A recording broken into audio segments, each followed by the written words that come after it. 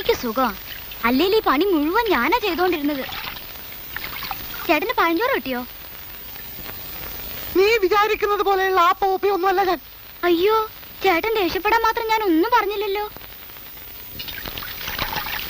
മുൻകോപക്കാരെ എനിക്കിഷ്ടമാ. അവരുടെ ഉള്ളിൽ സ്നേഹം കാണും.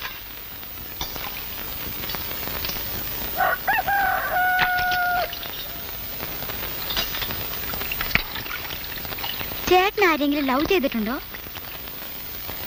എടി പെണ്ണെ, നിന്റെ ചാട്ട എങ്ങോട്ടാണെന്നൊക്കെ എനിക്ക് മനസ്സിലാവുന്നുണ്ട്. ആ വെള്ളം അങ്ങ് വാങ്ങി വെച്ചേക്ക്. മാസം 1000-ലേറെ ശമ്പളം വാങ്ങുന്നവനാ ഞാൻ. 1000 രൂപയോ? നോണ പറയാതെ എന്റെ ചേട്ടാ. മാസത്തിൽ 40 രൂപയാ ചേട്ടന്റെ ശമ്പളം എന്ന് വലിയ തള്ള പറഞ്ഞു. ആഹാ, എന്തുവാ ഇവിടെ രണ്ടാളും കൂടി? എനിക്ക് ചീത്തപ്പേരുണ്ടാക്കി വെക്കുവോ? തങ്കപ്പാ, ഞാൻ സൈക്കിൾ എടുത്തോണ്ട് നമ്മുടെ കൊപ്രാക്കളം വരെ ഒന്ന് പോണം.